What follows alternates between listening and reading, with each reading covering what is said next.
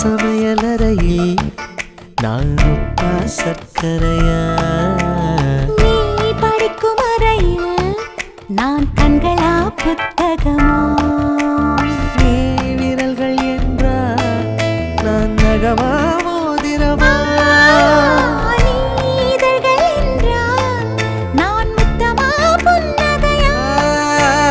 நீ அழகு என்றால் நான் கவியா ஓவியனா? உன் சமையலறையில் நான் உப்பா சர்க்கரையா?